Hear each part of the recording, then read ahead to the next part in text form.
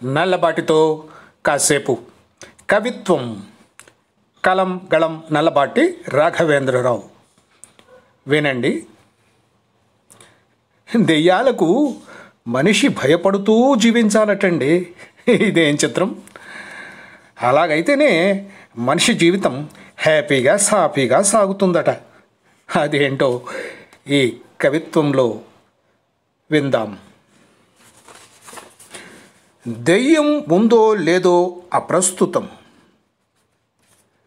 అది మాత్రం మేలే చేస్తుంది ప్రస్తుతం. అవునా? అయితే ఆ విషయం తెలుసుకోవడం మానవ ధర్మం. ఇది దెయ్యాల గోల కాదు, ఉబిసిపోని కథ అంతకన్నా కాదు. మెదడులో కంగారు పడే నరాలను ప్రశాంతపరచండి, ఇప్పుడు అర్థమై తీరుతుంది. భయం లేకుండా పరమ కిరాతకులుగా బ్రతికేస్తున్న కొందరు నరులను ఎవరైనా ఏ కొంచెమైనా భయపెట్టగలుగుతున్నారంటే ఖచ్చితంగా అది దెయ్యాల వలనే సాధ్యమవుతుంది. భయం లేకుండా పరమ కిరాతకులుగా బ్రతికేస్తున్న కొందరు నరులను ఎవరైనా ఏ కొంచెమైనా భయపెట్టగలుగుతున్నారంటే అది ఖచ్చితంగా దెయ్యాల వలనే సాధ్యమవుతుంది. చట్టానికి చలించని మనిషి, దేవుడికి భయపడని మనిషి, అమ్మా నాన్నలకు జంకని మనిషి, పోలీసు వ్యవస్థకు వెరవని మనిషి, సమాజానికి అసలు లొంగని మనిషి, ప్రకృతి వైపరీత్యాలకు బెదరని మనిషి.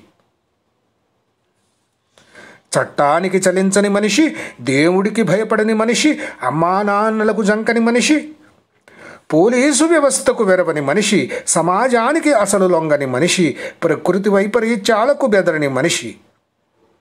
దెయ్యం బాబోయ్, దెయ్యం బాబోయ్ అని భయపెట్టేసరికి మాత్రం ఖచ్చితంగా జడుస్తున్నాడు, జంకుతున్నాడు, గాబరా పడుతున్నాడు.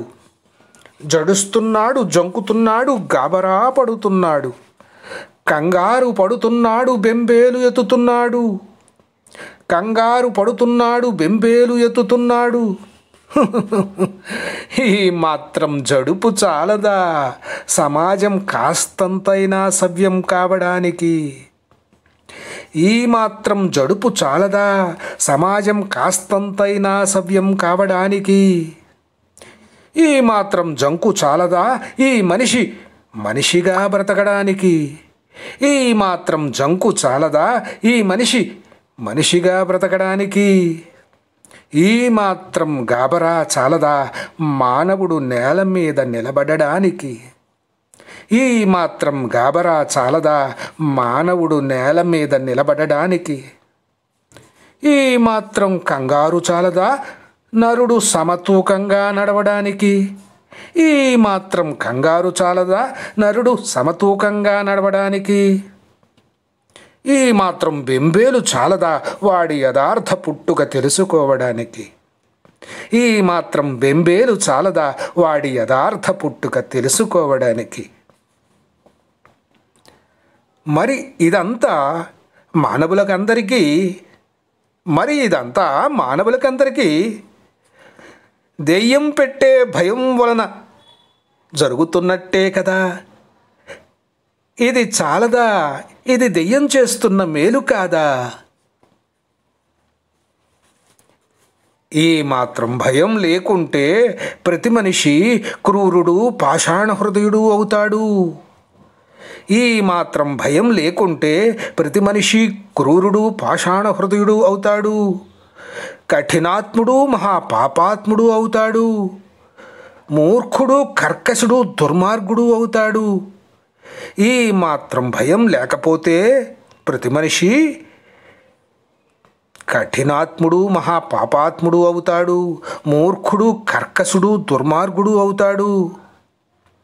అంతెందుకు, దెయ్యాలనే భయపెడుతూ ఆ దెయ్యాలనే పీడించుకు తినే భయంకర రక్త పిశాచి అవుతాడు.